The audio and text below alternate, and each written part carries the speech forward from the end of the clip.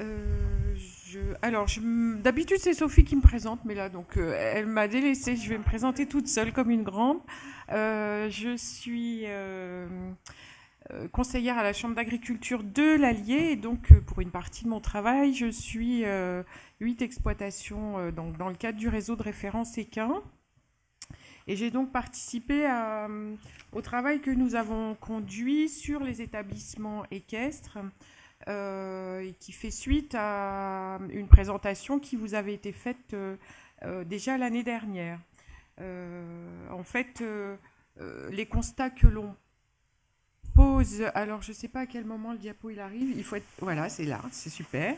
On a pu faire plusieurs types de constats sur l'environnement dans lequel travaillent les établissements équestres.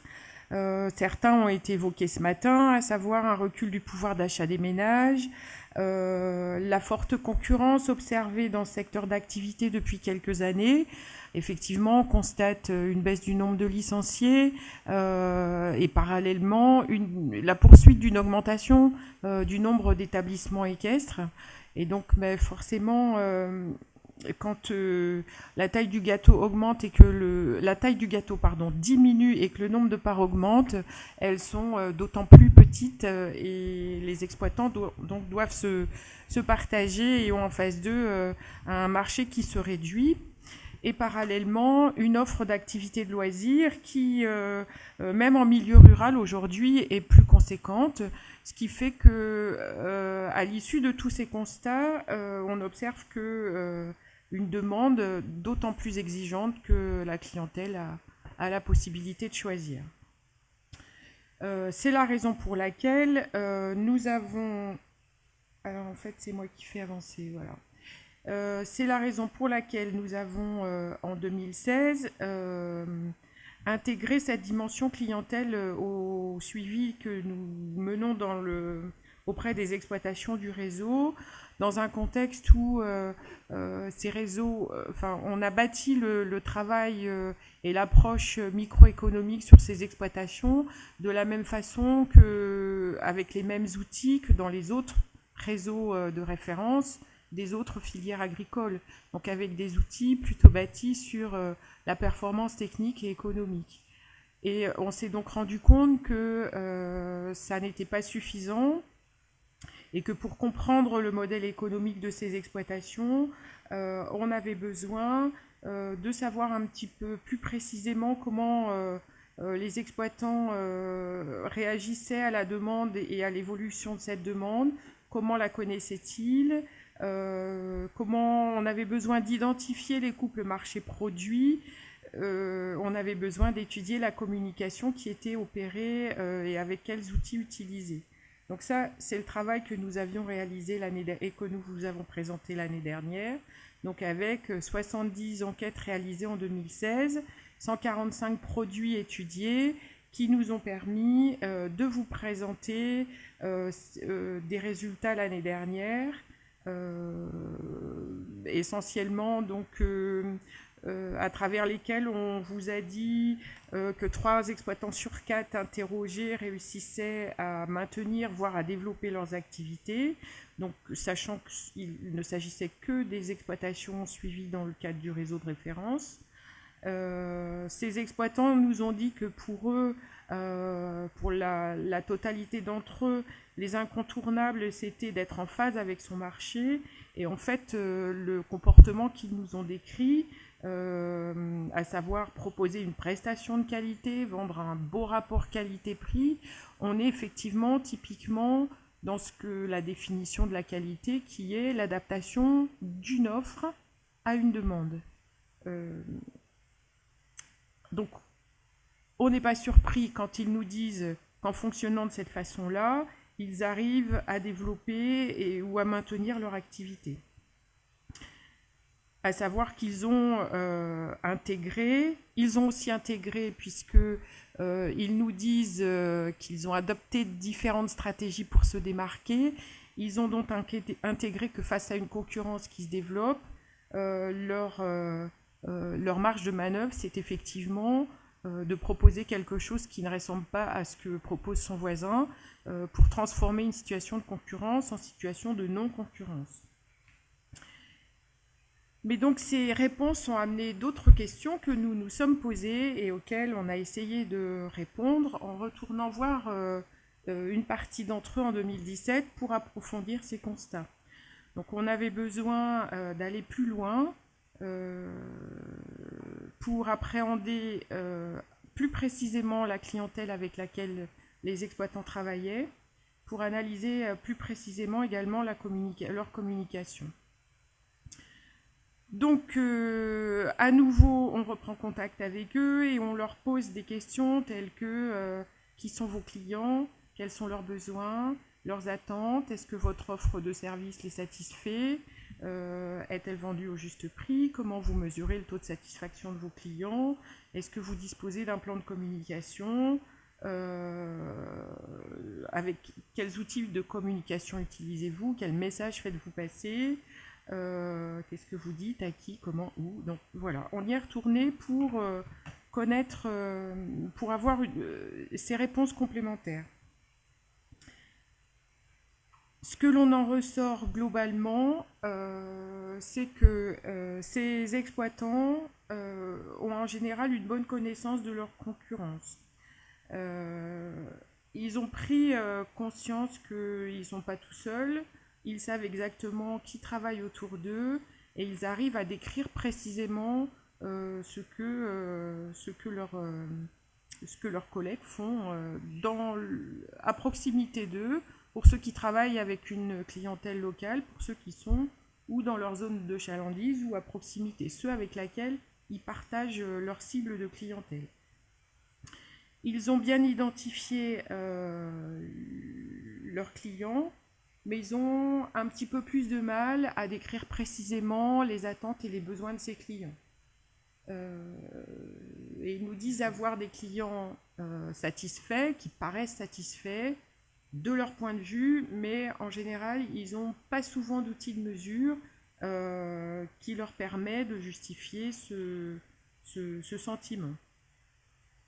Et ce que l'on peut dire également, c'est que pour beaucoup d'entre eux, alors soit ils en avaient pris conscience avant qu'on aille les voir, soit le travail qu'on a entrepris à leur égard a amené un petit peu cette prise de conscience du fait qu'ils ne pouvaient plus travailler, avoir la même stratégie aujourd'hui qu'il y a 15 ou 20 ans pour ceux qui ont un petit peu d'ancienneté dans le métier, à savoir que voilà, peut-être que par le passé, il suffisait de s'installer, de mettre une pancarte au bout du chemin pour que ça fonctionne et qu'il y ait une fréquentation suffisante, mais qu'aujourd'hui, dans ce contexte, dans le contexte et l'évolution du marché qui a pu se faire, ça n'est plus suffisant. Et en termes de communication, ils font tous beaucoup de communication sur leurs prestations, mais cette communication souvent n'est pas ciblée. Seul un tiers d'entre eux a élaboré un plan de communication où justement il est en capacité de dire à qui je m'adresse, quel message je fais passer, quels outils j'utilise en fonction du message que je fais passer. Ils utilisent tous les réseaux sociaux et les sites internet qui sont les outils les plus utilisés, mais la plupart du temps, leur communication, elle est très globale, quelles que soient les clientèles, quel que soit le produit. Et ils ont, pour la plupart d'entre eux, donc 7 sur 10, nous ont répondu avoir des partenariats, et on a identifié ces partenariats de 4 façons. Soit des prescripteurs de communication, soit des prescripteurs qui sont relais de clientèle, c'est-à-dire si je fais l'analogie avec les circuits courts de ce matin, c'est le circuit avec un intermédiaire qui est relais de clientèle, des partenaires avec lesquels ils conçoivent des produits communs et des partenaires et d'autres partenariats, j'allais dire plus professionnels encore que, enfin des voisins agriculteurs quand il y a de l'échange d'entraide, des professionnels de la filière équine, des transporteurs de chevaux, des selliers avec lesquels on travaille, qui viennent vendre leur matériel sur l'exploitation et auprès desquels on peut récupérer des prix. Voilà, des exemples de partenariats de ce type-là. Et notre travail donc, a ensuite consisté à synthétiser l'ensemble des éléments que l'on a recueillis. On les a synthétisés en vous présentant les trois familles d'établissements que l'on suit, à savoir les écuries de pension, les établissements de tourisme équestre et les centres équestres.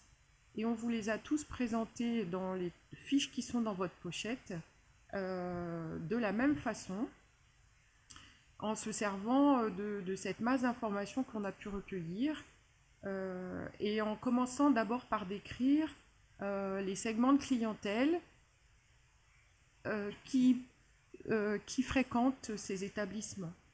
Alors je ne vais pas rentrer dans le détail de la présentation des trois familles parce que sinon je vais être hors délai, mais je vais vous décrire comment on les a conçus. Donc les cibles de clientèle.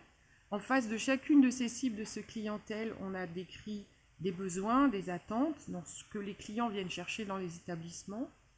Et en face de ces besoins et de ces attentes, on vous a décrit les prestations qui sont offertes, proposées par les établissements, avec les gammes de prix que l'on a constatées.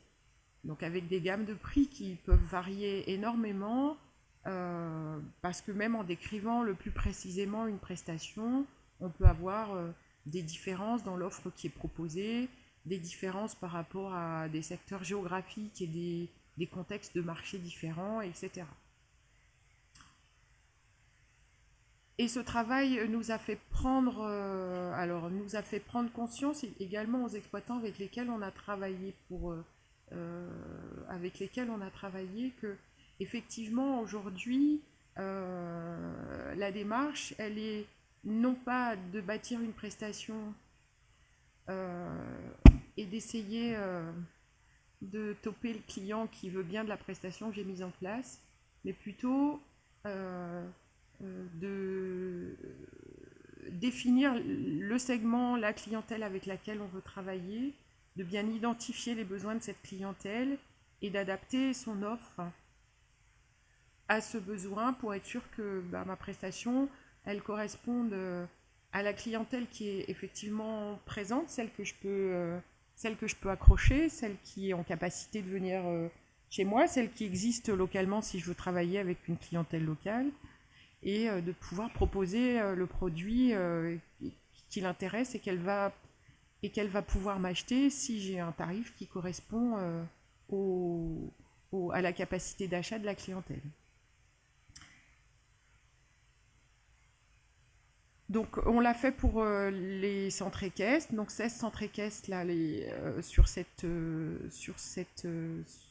fiche-là. Et pour le verso de l'ensemble des trois familles, on est rentré dans le détail de la communication qui est mise en place à la fois, alors pour ce qui concerne les marguerites vertes, pour attirer la clientèle, donc comment je m'adresse aux clients que je veux attirer chez moi, soit parce que je veux développer ma clientèle, soit parce que nécessairement je dois attirer de nouveaux clients pour remplacer ceux qui sont partis. Et donc on vous l'a décrite avec un panel d'outils utilisés. Et avec la marguerite orange, on vous décrit les outils utilisés pour fidéliser une clientèle. C'est-à-dire qu'une fois que les clients ils sont chez moi, comment effectivement je m'adresse à eux pour faire en sorte que ça fonctionne bien et que mes clients ils soient contents et donc qu'ils soient fidèles. Et au milieu, le rond qui est orange et vert, ce sont les atouts ce sont les outils qui sont utilisés à la fois pour attirer, développer et fidéliser une clientèle, parmi lesquels figurent la plupart du temps ces outils de réseaux sociaux qui sont utilisés dans la totalité des structures. Donc ça, on l'a fait pour les 3 familles. Il y a des outils communs, il y a aussi des outils qui sont spécifiques, par exemple aux établissements de tourisme équestre ou aux écuries de pension, qui ne sont pas forcément utilisés par les centres équestres. Donc ça, c'est la première partie du travail qui nous permet donc de décrire 3 familles d'établissements d'une manière un petit peu plus précise et complémentaire à l'approche microéconomique que l'on publie régulièrement également tous les ans et qui est complémentaire au travail qui est fait, qui vous a été présenté ce matin, plus macro sur des plus grands nombres avec les bases de données que possède Equicer notamment. Et le deuxième j'allais dire, objectif que nous avions, à savoir comment on se sert de cette information pour proposer une méthode qui puisse servir à toutes les entreprises de la filière. Donc c'est un petit guide de questionnement qui a été élaboré en lien avec les informations que l'on a recueillies. Et aussi, on s'est rapproché d'une méthode qui s'appelle Canvas, qui est utilisée par d'autres entreprises économiques et qui permet effectivement de vérifier si le modèle économique de mon entreprise il correspond, il est cohérent et qui correspond à mes objectifs. Donc ce petit guide figure également dans vos pochettes, hein, c'est un petit 4 ou 6 pages, voilà, c'est celui-ci hein, qui s'appelle Cerner la demande pour mieux adapter l'offre et pérenniser sa structure. Et ce qu'on a essayé de ces questions-là, on les a regroupées sous 3 chapitres. Le premier, quels sont mes objectifs et mes valeurs. Les chefs d'entreprise, vous allez le voir peut-être avec le témoignage de Lydie, elle pourra aussi répondre à ces questions-là. Ne répondent pas qu'à des objectifs économiques. Bien sûr, quand on est chef d'entreprise, on veut gagner sa vie avec son entreprise, mais pas que. Et dans cette filière où on vous a dit ce matin qu'il y avait beaucoup de passion à côté de la raison, les valeurs et les objectifs souvent sont très fortes et exprimées d'une manière assez conséquente. Après, il y a tout un chapitre de questionnement sur ce qu'on a appelé la stratégie d'entreprise, à savoir effectivement à quel client je m'adresse, quels sont pour chacun de mes produits les segments de clientèle qui sont ciblés, et derrière vérifier comment le produit est vendu, comment on communique auprès de ses clients. On ne va pas communiquer de la même façon auprès d'une clientèle d'enfants de 6-10 ans, auprès d'adultes, auprès des parents. Quand on a des clients qui sont jeunes et des enfants, on est face à cette difficulté où celui qui consomme n'est pas celui qui paye. Donc on doit satisfaire à la fois un client qui consomme et un client qui paye, avec des objectifs qui ne sont pas toujours les mêmes. Et comment je communique et comment je vérifie que ma communication est efficace. Et une fois qu'on a défini tout ça, quels sont les moyens de production qu'on met en face, la cavalerie, les infrastructures, est-ce que suivant le produit que je vends, j'ai besoin d'un manège ou pas? Est-ce que j'ai besoin d'une cavalerie conséquente ou pas? De quel besoin de main-d'œuvre je dispose ou dont j'ai besoin? Et à quel coût? Quels sont mes coûts de production en face de ces infrastructures? Et avec quel prestataire je vais travailler? Donc voilà, on espère que ce petit document pourra aider à la fois des exploitants, des gens en activité pour se poser les bonnes questions, et à la fois des porteurs de projets sur l'installation pour les aider à définir leurs projets. Et pour conclure, parce que Sophie est à côté de moi, ça doit vouloir dire que le temps est dépassé. Donc cette démarche là sur 2 ans d'approcher d'une manière plus qualitative les exploitations du réseau par le biais de leur clientèle, donc complète tout à fait l'analyse économique que l'on avait conduite jusqu'à présent. Effet suite, puisque c'est le dernier atelier de la journée, vous avez dû avoir connaissance des résultats des collègues sur l'atelier coût de production. Et donc, si vous avez tout compris, vous avez bien intégré que les leviers d'amélioration que l'on a, nous, analysés sur les coûts de production sont tous en lien avec justement cette clientèle et le fonctionnement de cette clientèle. Un produit par équidé, un nombre d'heures vendues par UMO, un produit par tête. Ces variables-là sont liées à une clientèle et à beaucoup de clients ou des clients qui consomment beaucoup.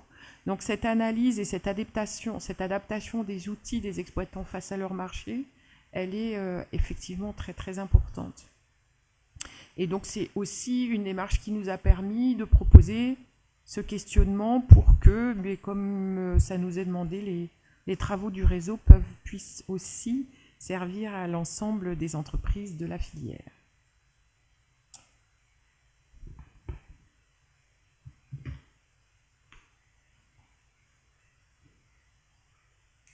Merci Catherine pour cette présentation très claire.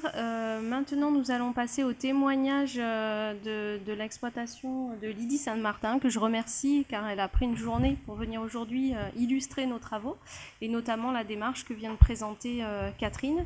Donc merci à elle et merci à Anne-Laure Vessé également qui est conseillère de la Charente, de la Chambre d'agriculture de la Charente, qui va présenter aussi l'exploitation. Voilà, donc bonjour à tous. Donc Lydie Saint-Martin va vous présenter sa stratégie d'entreprise Audrine Penou. Voilà. Hop. Donc bonjour, donc moi je dirige une ferme équestre sur l'île d'Oléron en Charente-Maritime. Donc l'île d'Oléron c'est un peu plus de 20 000 habitants à l'année et c'est x10 l'été. Donc c'est une activité saisonnière d'avril aux vacances de la Toussaint. Avec un panel d'activités possibles sur l'île d'Oléron. Et au niveau des activités équestres, il y a un fort taux de concurrence. Il y a 8 structures équestres sur l'île qui, à l'année, proposent certains du concours, du centre équestre. Nous, on est sur de l'équitation de loisirs et du tourisme équestre. C'est spécialisé là-dedans. Par contre, l'été, tout le monde fait la balade à cheval. C'est quand les gens viennent à l'île d'Oléron et qui sont cavaliers, le rêve c'est de faire la balade à cheval sur la plage, donc tout le monde en propose l'été. Donc la concurrence est assez forte durant ces 2 mois. Alors tu vas nous présenter ton parcours. Donc j'ai fait le lycée agricole, j'ai passé en même temps en parallèle et à la suite des diplômes me permettant d'encadrer des balades à cheval, des randonnées, donc toujours dans la spécialisation de tourisme équestre. Avant de m'installer, j'ai fait une formation de gestion avec le GHN et je me suis installée en 2011 sur un village vacances où on avait une activité équestre et en parallèle une activité d'élevage de poneys. Donc on ouvrait 6 mois de l'année en même temps que le village vacances, puisque l'installation sur Oléron n'est pas simple. Et quand on a pu reprendre une ancienne ferme équestre en août 2014, on a ouvert à l'année et développé la structure. Je me suis spécialisée dans le handicap et l'année dernière on a ouvert une petite ferme pédagogique aussi sur la ferme équestre dans le but de se différencier des autres structures existantes. Voilà, donc des finalités qui sont bien définies sur l'exploitation, avec comme finalité principale faire un métier au contact à la fois d'un public diversifié et puis au contact des animaux. Et puis bien sûr vivre de cette passion. Donc avec comme objectif principal développer l'activité pour trouver un seuil de rentabilité. Voilà, et donc une stratégie de différenciation par rapport à la concurrence.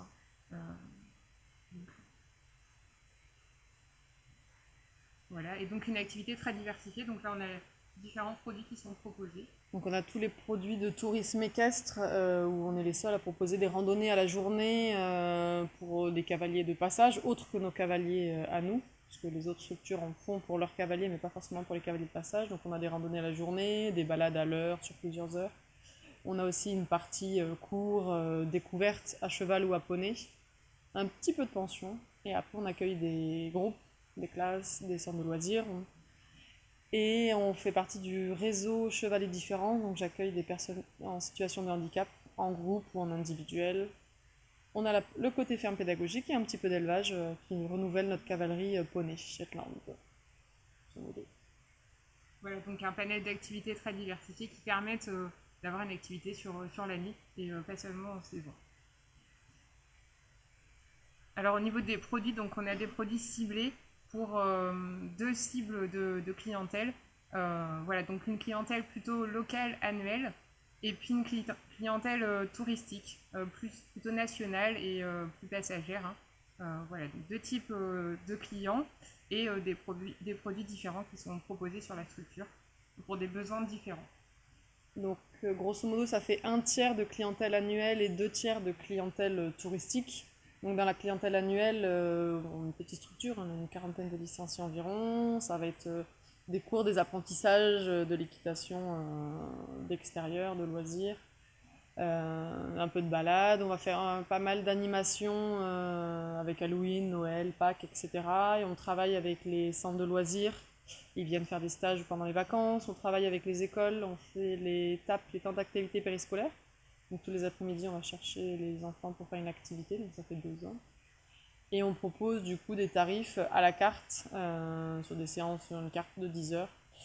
Puisque nous n'avons pas de manège, donc on ne peut pas proposer comme certains font sur des trimestres. On est tributaire du temps. Quand on a un hiver comme là, c'est plus compliqué. Et dans la clientèle touristique, il y a 2 types de clientèle. Moitié une clientèle de passage qui va venir à l'île d'Oléron et va avoir envie de faire une balade à cheval pour découvrir ou pour se faire plaisir pour les cavaliers confirmés. Et aussi une clientèle touristique mais régulière qui viennent avec leur maison secondaire ou les grands-parents pour les enfants. C'est là qui est un peu plus fidèle, qui vient à chaque vacances notamment. Et ça va être principalement des séances de découverte, cheval ou poney, des balades, des randonnées à la journée. Et là, on va avoir toute une gamme de tarifs sur des séances de découverte. À l'heure, on a aussi des forfaits famille, etc., adaptés un peu à tous les budgets. On reste dans la gamme de prix proposés dans le secteur.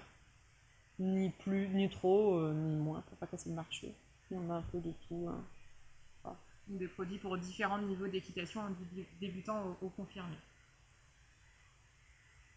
Donc ensuite, on a une communication bien ciblée par rapport à ces 2 types de publics. Voilà, à la fois des outils pour attirer et pour fidéliser. Donc pour la clientèle locale, on va beaucoup travailler avec le bouche à oreille. On va faire les marchés de Noël avec les poneys, les activités des centres de loisirs, les écoles. Le meilleur bouche à oreille, c'est les enfants. Hein. S'ils sont contents de l'activité qu'ils ont faite à l'école, ils vont parler aux parents, aux frères, aux sœurs, aux cousins, aux copains. Donc ça va avoir envie de revenir. On va faire la fête de club, essayer de leur proposer le tarif le plus adapté. Pour la clientèle touristique, on va avoir plusieurs choses. On va avoir le fléchage routier, qui est important, qui est fléché dès la route principale sur l'île d'Oléron et la route côtière. Et on va travailler avec l'office de tourisme. On va faire un encart publicitaire dans le guide de l'office de tourisme. Et quand on s'est installé le premier été à la suite, j'ai fait une enquête auprès des clients pour savoir par quel biais ils nous avaient trouvés. Puisque l'île d'Oléron, il y a plein de guides touristiques, de cartes, de partout. On est démarché de toutes parts pour avoir des encarts publicitaires un peu partout. Ça coûte une fortune, donc on a fait une enquête pour savoir par quel biais les personnes, les cavaliers nous avaient trouvés, et on a fait le tri et choisi les choses les plus pertinentes. Et c'est ce qui sort et c'est ce qui reste. Donc le site internet est très important. Après la page Facebook, ça permet de garder un peu d'actualité, de faire un réseau, comme on disait tout à l'heure, les gens en parlent. On propose d'essayer de proposer des forfaits famille, et puis on travaille avec les professionnels du tourisme. L'année dernière, le personnel des offices de tourisme est venu visiter la ferme équestre pour voir les produits qu'on proposait. Parce que si les professionnels sont convaincus de ce qu'on fait, ils vont toujours mieux en parler que s'ils voient la plaquette posée sur le stand. Voilà. Voilà, donc au niveau du site internet, donc c'est un site qui est très visible, très bien référencé. Donc il a été construit par un webmaster. Il est mis à jour régulièrement, à la fois par la webmaster et puis par Lydie, qui a aussi accès au site internet pour mettre à jour les prestations et les différents tarifs. Voilà, la navigation est très intuitive et on a une description précise des différents produits, voilà, pour les différents publics. Le site internet, c'était la base. Au tout début de notre installation en 2011, c'est ce que j'ai mis en place en premier. le site internet. Et donc j'ai les codes d'accès pour pouvoir régulièrement mettre à jour les photos, les news, etc. Le rendre un peu vivant. Il n'y a rien de pire qu'un site internet qui date de plusieurs années. On a aussi les tarifs qui sont intégrés sur le site internet. Ça, ce que les gens nous disent, ce qu'ils aiment. Au moins ils savent où ils vont avant de nous appeler. Ils savent, s'ils nous appellent, c'est qu'ils ont, ils ont vu les tarifs, puisque la majorité maintenant avec les smartphones, tout le monde va sur internet regarder un peu comment ça se passe. Et donc c'est très important. Avec de belles photos. Important aussi. Et on a aussi donc une page Facebook qui est active, hein, avec des publications régulières sur à la fois les activités à venir et puis les activités passées. Voilà. Ouais, une petite page Facebook où voilà, c'est important maintenant, tout le monde fait. Tout le monde parle par ce biais-là. Sur les petites actualités, ça va être les petites news, les naissances. Là, on a eu des naissances de chevreaux avec la ferme pédagogique. Voilà, faire un petit réseau. La neige qu'on a eue la semaine dernière. Des choses peu communes qui font boule de neige. Voilà, on essaie de faire un peu boule de neige sur la toile.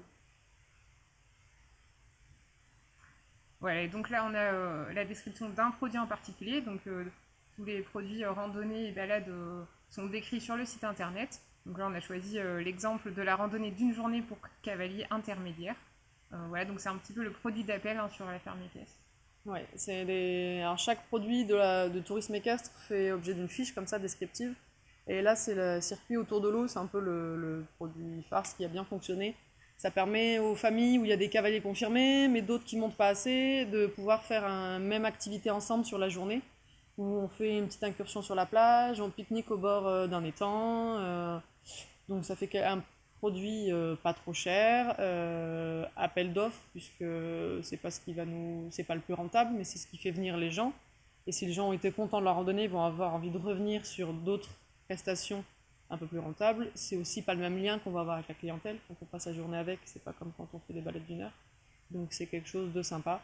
On ne propose pas juillet-août puisqu'on a des horaires d'accès plage à respecter, mais que ça va être en avant et en après-saison, voilà, qu'on va proposer. Et ça, voilà, c'est quelque chose qui fonctionne bien. Voilà, donc vous avez la description sur le site internet à la fois du public cible, du contenu de la prestation et puis du tarif également. Donc ensuite, on a des moyens qui sont adaptés, hein, pour répondre à cette stratégie d'entreprise, donc avec les infrastructures et le matériel. On a un Barnes où il y a une écurie de 6 box, un accueil sanitaire sellerie avec des petits pictogrammes sur la sellerie pour que les enfants, les publics handicap soient autonomes. Tout est aux normes d'ailleurs, accès handicap, voilà, on a une carrière, des barres d'attache, tous les chevaux sont en extérieur, on a des paddocks avec abri ou des parcelles de prairie. Donc on a 31,1 cheval, on a une queue qui se balade par là. En moyenne sur l'année. Et après, je suis sur la structure avec mon conjoint qui est salarié. L'été, on embauche une hôtesse d'accueil qui me fait la réception, puisque moi j'encadre les activités, et une monitrice qui est toujours sur le village vacances, puisqu'on a gardé le village vacances en activité saisonnière en plus l'été. On a le parc de nos chevaux. Voilà, donc on a une hôtesse d'accueil, hein, qui parle différentes langues, donc qui permet d'accueillir les touristes. Qui parle 5 langues, donc c'est très pratique. Voilà. Qui parle les langues que je ne parle pas, donc c'est important. Voilà, donc ça fait 3,5 ETP au maximum l'été, en pleine saison. Alors au niveau des résultats économiques, donc, on a une installation récente, donc les résultats économiques sont en progression, en phase de croissance, on va dire. Donc sur les données des remontées 2016, donc on a un EBE dégagé par UMO de plus de 31 000 euros. Donc cet EBE correspond au disponible, hein, puisqu'on n'a pas d'emprunt sur l'exploitation. Parce qu'on a acheté la structure avec mon conjoint en SCI, et la ferme équestre loue à la SCI l'exploitation. Voilà, au niveau de l'évolution des résultats, donc de ce qu'on peut analyser des premières données de la comptabilité 2017, donc on a une augmentation de produits de plus de 15 000 euros et une variation de marge brute de plus de 12 000 euros sur l'année, enfin sur les 2 années. Donc voilà, donc plutôt une progression des résultats, même si au niveau des charges de structure, on va se retrouver sur 2017 avec des charges plus élevées, puisque Lydie a embauché cet été. J'ai embauché une monitrice supplémentaire parce que j'étais enceinte et je ne pouvais pas monter à cheval, donc ça a un peu explosé le budget charge salariale cette année, enfin 2017. Mais globalement, voilà, des produits qui augmentent et des prestations toujours en développement. Donc au niveau des atouts et contraintes de la ferme équestre, donc les atouts, donc on en a parlé, on est dans une zone touristique et donc une situation géographique idéale pour une ferme de tourisme équestre. On a une différenciation des produits par rapport à la concurrence, une innovation régulière sur les produits et les prestations, donc avec toujours de nouvelles prestations qui sont proposées tous les ans. Cette année, il y aura des nouveaux circuits de randonnée qu'on a mis en place. Pour tous les ans, il y a une nouveauté. Voilà, des moyens adaptés, voilà, à la structure qui est de taille modérée. Et puis une communication donc, qui est bien organisée. Voilà. Et puis au niveau des contraintes, donc on se situe en zone, en site classé, ce qui présente quelques soucis pour construire éventuellement de nouveaux bâtiments, et notamment un manège qui manque sur l'exploitation, pour développer plutôt les prestations en période hivernale. Oui, c'est hors délai, non, c'est très compliqué en site classé. Les délais d'instruction Le délai d'instruction du permis est de 1 an, et en amont, il faut avoir déjà toutes les validations en interne. Donc, faut être pressé. Et au niveau des perspectives de l'exploitation, donc comme on l'a dit, c'est de conforter le système pour arriver à en vivre et rémunérer 2 GMO. L'objectif, ce serait de travailler en couple pour Lydie et son mari. Et puis proposer à l'avenir une prestation d'hébergement, notamment de l'hébergement insolite. Voilà. Toujours pareil, site classé. Donc c'est petit à petit l'objectif pour pouvoir proposer des packaging un peu plus complets et plus longs. Voilà, merci de votre attention.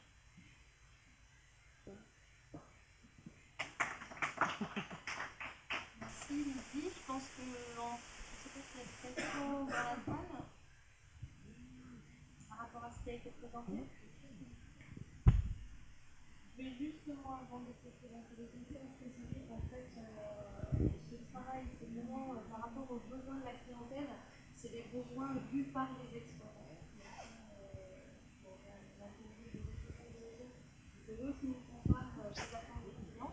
Et en parallèle, il y a un travail qui est actuellement mené. Merci. Il y a un travail qui est actuellement mené par l'IFCE, dans lequel le réseau est partenaire sur les mécanismes de fidélisation de la clientèle. Donc là, on va plutôt se pencher du côté des clients. Donc on aura les deux versions, la version côté exploitant du réseau, que l'on va associer à la version client. Et on verra un petit peu quels sont les différents mécanismes de fidélisation de la clientèle. Donc je ne sais pas s'il y a une question dans la salle. Sinon, moi j'en aurais une pour Lydie. Tu nous as parlé des chevaux qui restaient sur la partie village vacances. Ça veut dire que c'est des chevaux en plus pour l'été? Comment ça se passe? C'est des chevaux, une partie, enfin c'est une petite partie, c'est 4-5 chevaux, 4-5 poneys de notre cavalerie qui va venir sur le village vacances et qu'on aura en moins sur la ferme. Donc c'est une organisation sur le timing. Alors sur le village vacances, l'activité est moindre, donc on met des chevaux un peu plus âgés où l'activité est plus adaptée là-bas. Mais c'est pas des chevaux supplémentaires, sinon le coût serait trop important voilà, de location. Non, il faut arriver à trouver le seuil entre pas trop de chevaux toute l'année et non plus pas assez de chevaux. Il faut arriver à trouver et travailler avec des chevaux location, on les connaît pas, il faut tout démarrer quand on arrive, etc. Donc il vaut mieux travailler avec nous. On préfère travailler avec nos propres chevaux, qu'on a depuis tout petit souvent. On sait comment ils sont, on sait comment on les a dressés, on sait comment ils réagissent. Et ils sont à notre main. Donc adaptés à ce que l'on veut faire. Ok, merci. Et justement, j'ai une question par rapport aux chevaux. Comment est-ce que vous gérez le pic d'activité en été? C'est-à-dire qu'il y a beaucoup de chevaux inactifs en période creuse ou Alors, les chevaux l'hiver vont peu travailler comparé à ce qu'ils vont travailler l'été.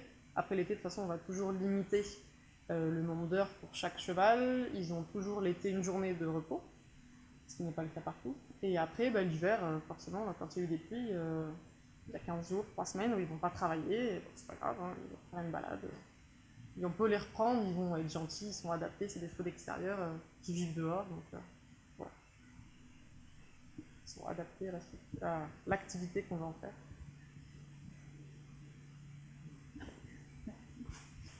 C'est des chevaux d'une race en particulier ou... On a des chevaux d'extérieur, donc on a de l'Irish Cob, on a de l'Espagnol. Pour les poneys, c'est pas de Shetland, Pochok, des chevaux rustiques. Voilà. Appaloosa pour des chevaux un peu plus porteurs, quelques traits. Voilà. Des gabarits assez porteurs pour tout le monde et puis assez polyvalents aussi. Ils vont faire de l'enseignement, un peu d'enseignement et aussi de la randonnée, etc. Pas avoir peur du tracteur qui passe.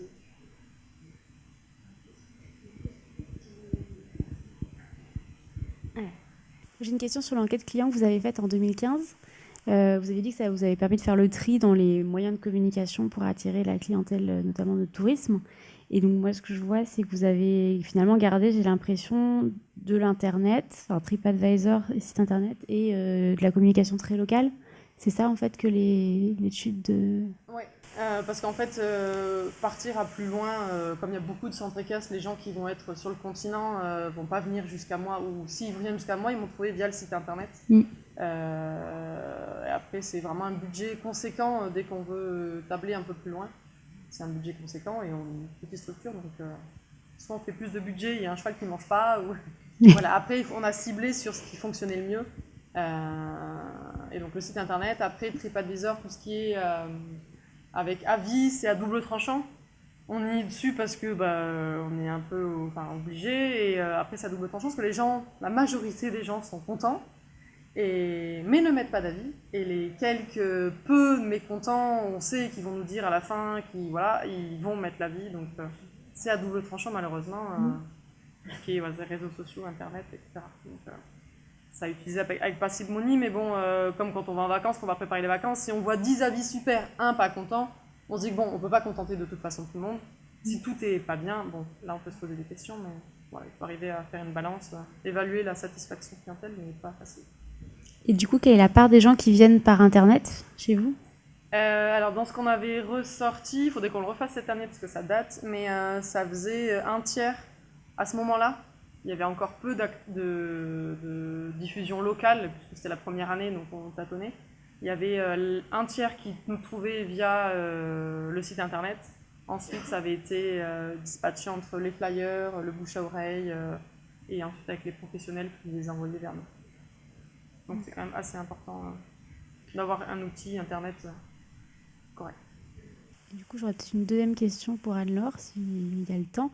C'est est-ce que vous avez des données sur d'autres structures sur l'île d'Oléron ? Enfin, vous avez l'air d'avoir une approche, Lydie, très originale. Enfin, vous faites beaucoup d'efforts de communication. Vous avez des données de... Alors, comment ça s'appelle, l'étude ? D'autres fermes, moi, sur l'île d'Oléron. Voilà, je suis au total 8 fermes sur l'ancienne région Poitou-Charentes. Mais après, il y a d'autres fermes de tourisme équestre qui sont suivies dans les zones nationales. Voilà, donc une quinzaine, c'est ça, je crois. Une quinzaine de fermes qui sont suivies dans des zones plus ou moins touristiques. Après, dans la communication, il y a deux stratégies à adopter. Soit on a un budget conséquent, ce que font certains, et dès qu'on ouvre un truc publicitaire, on voit partout. Mais le budget est très conséquent, à coût de 300-400 € le petit encart publicitaire. Ça monte très vite. Ou sinon, il y a faire partie... je fais partie du label Vignobles et Découvertes. C'est un label qui labellise les destinations énotouristiques. Donc l'île d'Oléron a été labellisée. Et nous, on fait partie des partenaires de loisirs. Je travaille avec les offices de tourisme, etc. Donc c'est du temps qu'on va passer, mais un réseau qu'on va faire et qui va nous rapporter beaucoup plus, qui demande du temps, mais qui va nous rapporter beaucoup plus et de meilleure qualité en plus. Moi, j'avais 2 questions pour Catherine. Je vais te réveiller un peu.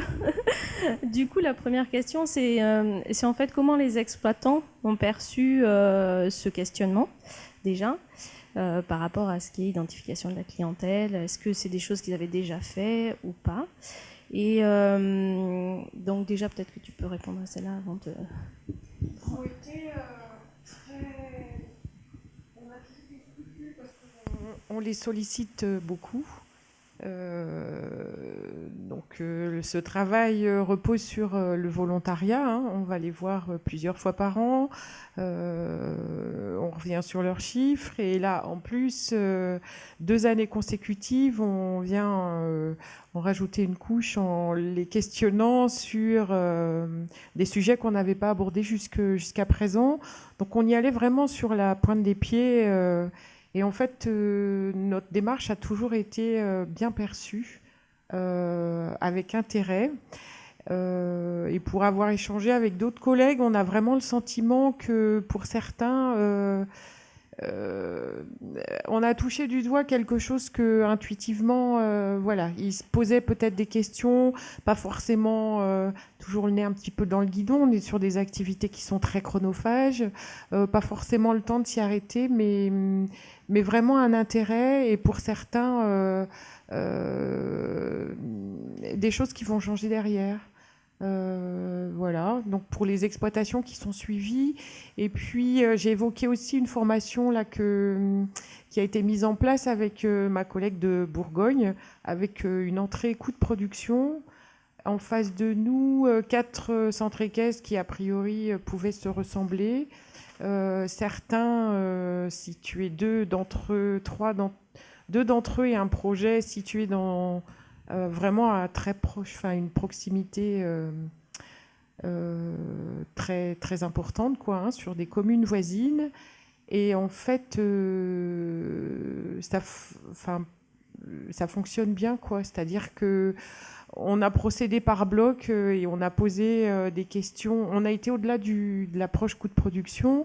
On a posé ces questions de leurs valeurs. On les a amenés à se décrire, à parler de leurs difficultés, aujourd'hui, c'est quoi leurs problèmes.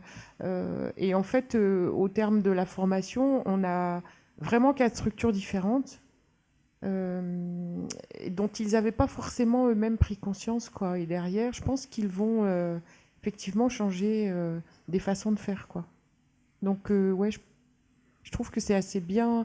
C'est d'autant mieux perçu qu'on est dans ce contexte où ils se rendent bien compte, hein, que les choses ne fonctionnent pas comme avant, quoi. Quand il y a un centre équestre qui s'installe dans la commune à côté, on peut dire ce qu'on veut, mais c'est la vraie vie et il faut faire avec, quoi. Donc il faut changer les choses. Merci pour cette question. Et l'autre, c'était au niveau de l'installation. Est-ce que les jeunes, justement, que tu vois, qui viennent te voir pour construire un projet, est-ce qu'ils abordent les choses de cette façon-là, en essayant de cibler le public, les produits, ou pas du tout? Et qu'est-ce que tu penses que ce travail peut apporter dans le cadre de ton travail d'accompagnement, justement? Alors l'installation, c'est un vaste domaine, des fois difficile. Alors pas toujours, ils ne se posent pas toujours ces questions-là. Après, on a vraiment des profils différents.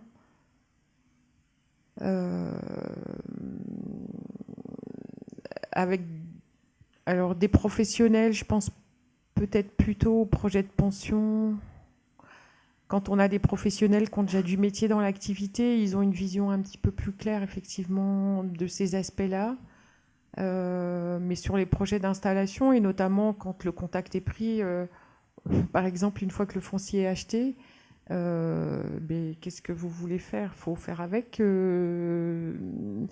On a beau attirer on va attirer l'attention du jeune qui s'installe sur cette situation dans laquelle il est, mais une fois que le choix est fait et que le bien est acheté, voilà. Des fois, on se trouve dans des situations compliquées, mais je pense que ce guide de questions, ces questions, on les a tous dans la tête, mais pas forcément d'une manière structurée. Et le fait de les organiser de cette façon-là, je pense que ça peut aider, quoi. Merci. Je sais pas si je réponds. Si. Et justement, pour rebondir sur ce que tu dis par rapport au choix de la localisation, on a vu dans les enquêtes que l'on a faites, notamment par rapport au tarif de l'heure dans les centres équestres, que ça variait du simple au double. Et effectivement, le cadre, enfin la zone de chalandise dans laquelle se trouve le centre équestre est assez importante, et notamment avec le pouvoir d'achat des gens. Donc c'est vrai que ça a un vrai impact si on est en ville ou en pleine zone rurale avec un pouvoir d'achat pas forcément similaire. Mais aussi le fait que souvent, la réaction par rapport à l'établissement du prix, c'est notamment qu'est-ce que vendent les autres autour et à quel prix, sans forcément rentrer dans le détail. On le voit avec les prestations de Lydie, hein, derrière le terme de balade ou de randonnée, il peut y avoir des choses sacrément différentes, et l'offre de Lydie, elle est vraiment différente de celle des autres structures de l'île d'Oléron. Donc il y a... faut vraiment ce travail d'approche, il est important et cette démarche, elle suffit pas. C'est-à-dire quand je veux vraiment travailler différemment, on voit des projets avec un décalage complet entre le tarif de la prestation et parce qu'il est calé sur un prix de marché, alors qu'en fait la prestation, elle est complètement différente des prestations qui sont proposées autour. Et là, on leur dit mais c'est pas possible, vous n'allez pas pouvoir gagner votre vie. Enfin, cette dimension économique, des fois, on a du mal à leur faire toucher du doigt que derrière, ça va pas fonctionner, quoi. Hein. Ouais, d'où l'importance de la relation avec l'autre atelier coût de production. Effectivement, ça ouais, permet de complètement, mettre en complètement. cohérence ce qu'on veut faire avec nos moyens. Bien sûr. Oui, parce qu'effectivement, beaucoup d'entre eux nous ont dit que c'est par rapport à la concurrence qu'ils ont fixé le prix. Et pas forcément par rapport au coût Et de quand on production. parle d'adaptation, enfin de rapport qualité-prix, par exemple, donc c'est quelle prestation en face de quel tarif. Déjà, c'est établir le bon tarif et après, c'est vérifier que la clientèle que je vais toper, elle est en capacité de payer ce prix-là. Si elle ne l'est pas, où est-ce que de deux choses l'une, où je vais chercher une autre clientèle ou je change ma prestation pour adapter un tarif. Je sais pas s'il est bien adapté. Je prends des fois l'exemple de... C'est qui vend les petits princes? Toi qui as un petit... Non, il mange pas encore des gâteaux. Lu. Vous connaissez tous les petits princes, ces gâteaux au chocolat merveilleux que mangent tous les gamins.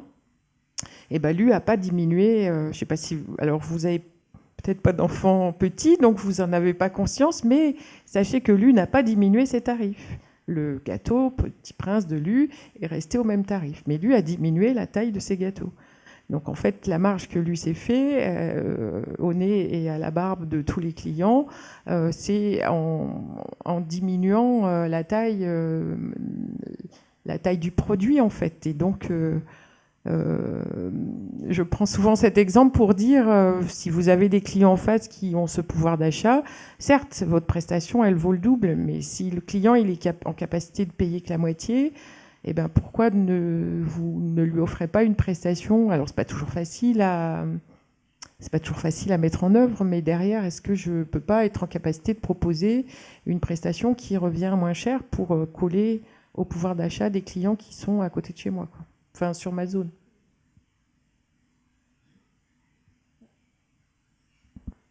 Est-ce que ça a soulevé d'autres questions? Je ne sais pas.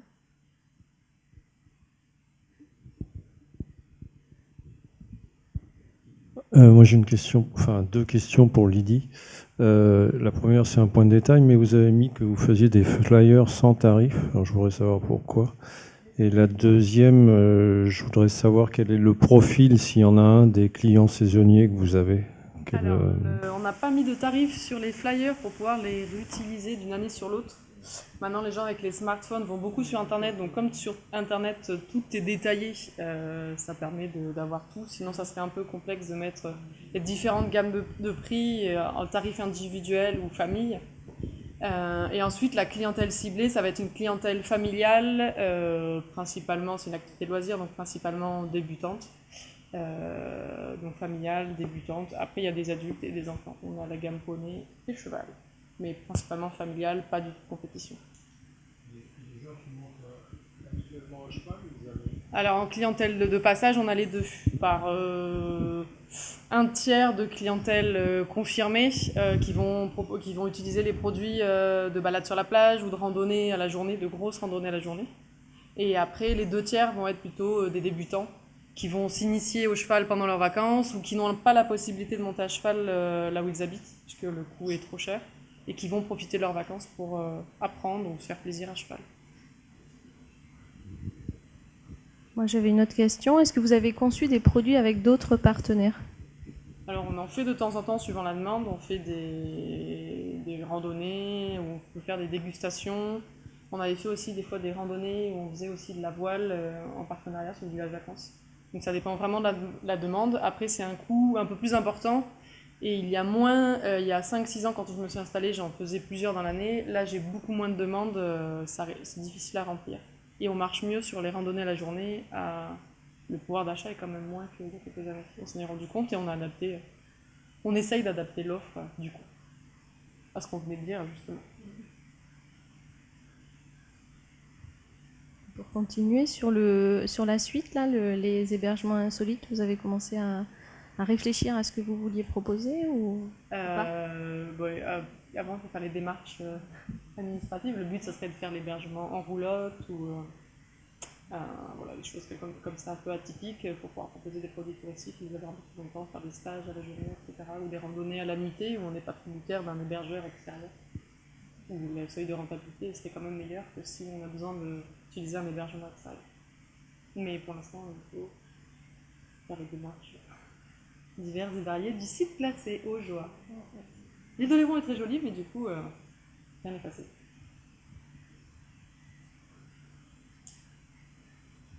Bon, je pense qu'on a fait un peu le tour. Est-ce qu'il y a des dernières questions? Je ne sais pas en région si on a du monde, Laetitia, et puis personne? Il n'y a pas de questions. D'accord. Bon, mais on va vous remercier de vos interventions. On a un petit peu de délai pour faire une petite pause puisqu'on va attendre les 2 autres groupes avant de conclure avec Joël Merceron qui est déjà arrivé. Donc si vous pouvez en attendant remplir le questionnaire de satisfaction qui était dans la pochette et puis éventuellement faire une petite pause. On va attendre. Mais je crois qu'il y a déjà un groupe qui arrive.